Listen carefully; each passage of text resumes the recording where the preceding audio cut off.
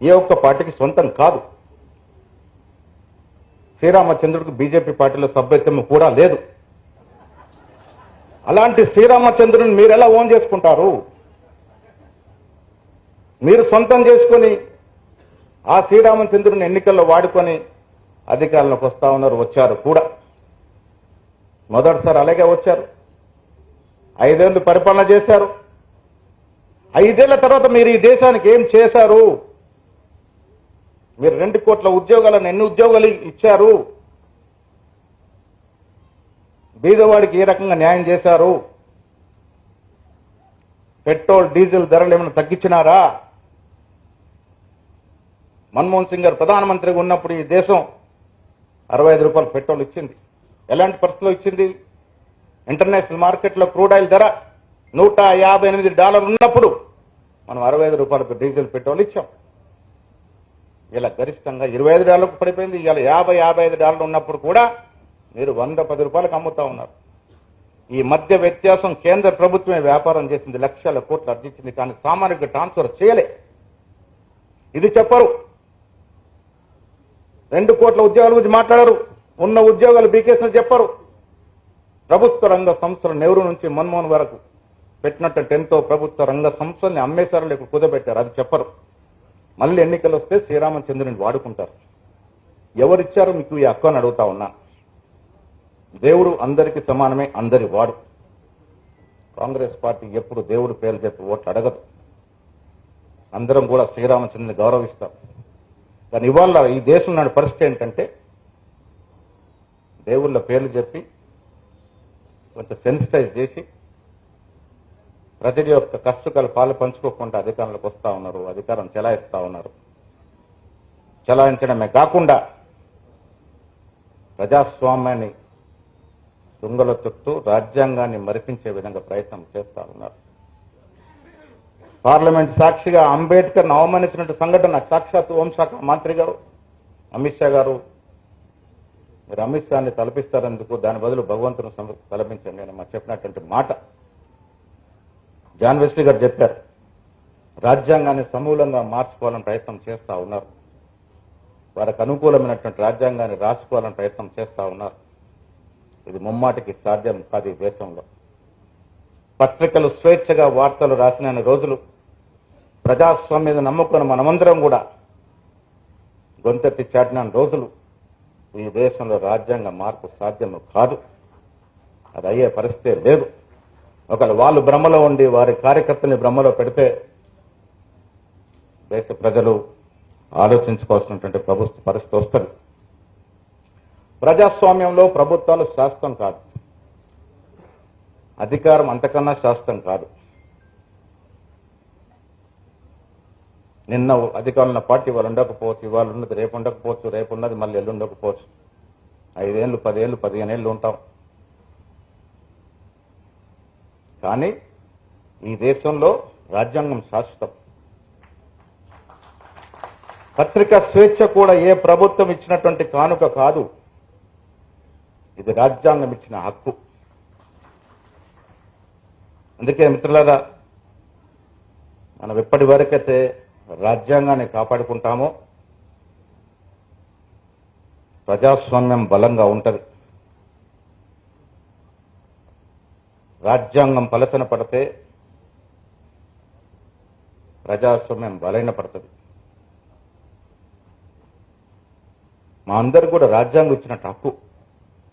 ఇలా కూనంనేని గారు ఎమ్మెల్యే అయినా, కేటీ గారు ఎమ్మెల్యే అయినా, నేను ఎమ్మెల్సీ అయినా, మా ముఠా గోపాలన్న ఎమ్మెల్యే అయినా, ఇది రాజ్యాంగంతో ఇచ్చిన హక్కు. రాజ్యాంగాన్ని మనం ఎంత జాగ్రత్తగా కాపాడుకుంటే ప్రజాస్వామ్యం అన్ని రోజులు ప్రజ్వరిల్లుతుంది. ప్రజాస్వామ్య దేశంలో మాట్లాడుకునే స్వేచ్ఛ ఉంది, మితిమీరకూడదు. ఇవాళ మనం చూస్తా ఉన్నాం, పత్రికా రంగం ఒక విప్లవం, ముఖ్యంగా సోషల్ మీడియా వచ్చిన తర్వాత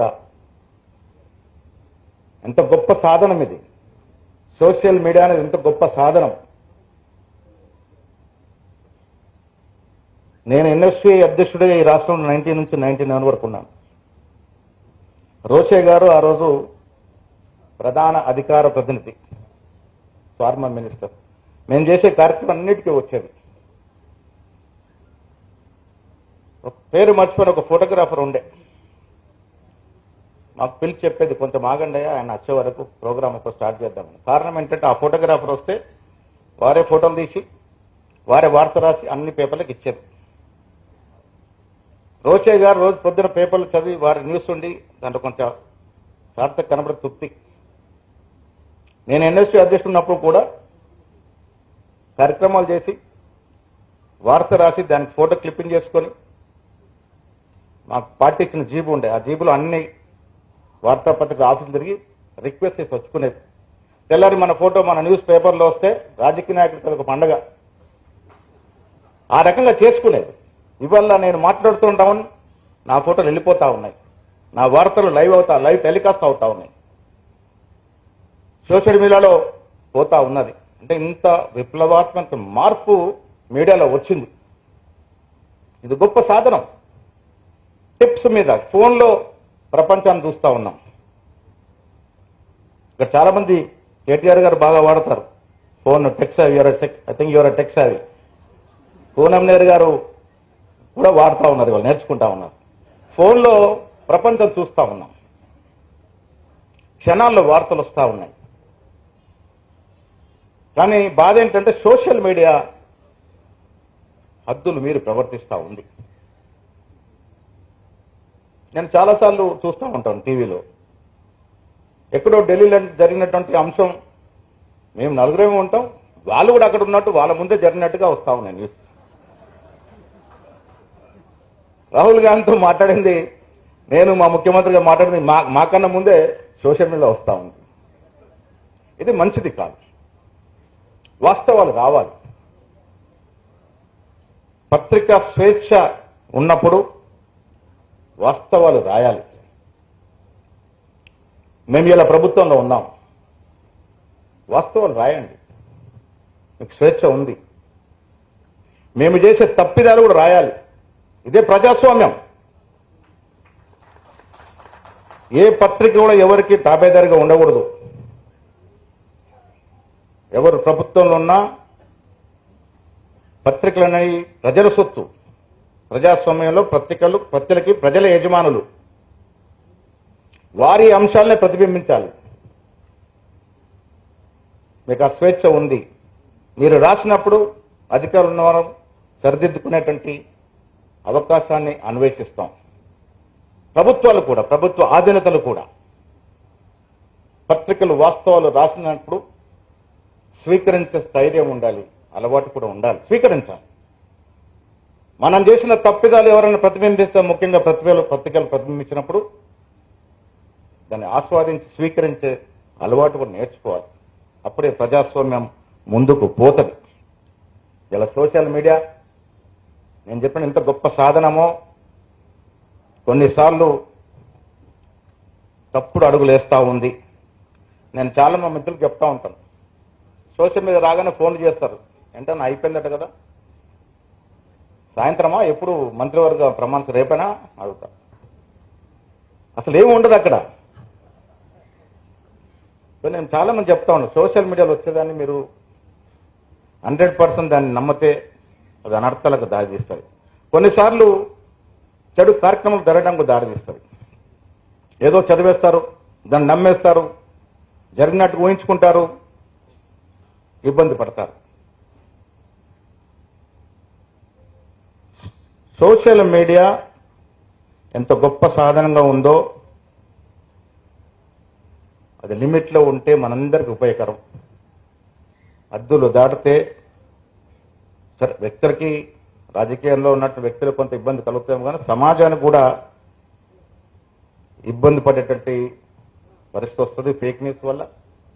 దాన్ని ఎంతవరకు విశ్వసించాలో అంతవరకు విశ్వసించాలి. ఆంధ్రప్రదేశ్ రాష్ట్రంలో చూసాం. ఆంధ్రప్రభ లాంటి ఒక చిన్న పేపర్లో ఒక న్యూస్ వస్తే మంత్రులు రాజీనామా చేసిన పరిస్థితులు నాకు గుర్తుంది. పేర్లు వద్దు, కానీ ఆనాడు చక్కెర ఫ్యాక్టరీల మీద అక్కడ దాని మీద కొంత అభియోగాలు వస్తే మంత్రులు రాజీనామా చేశారు. పత్రికలు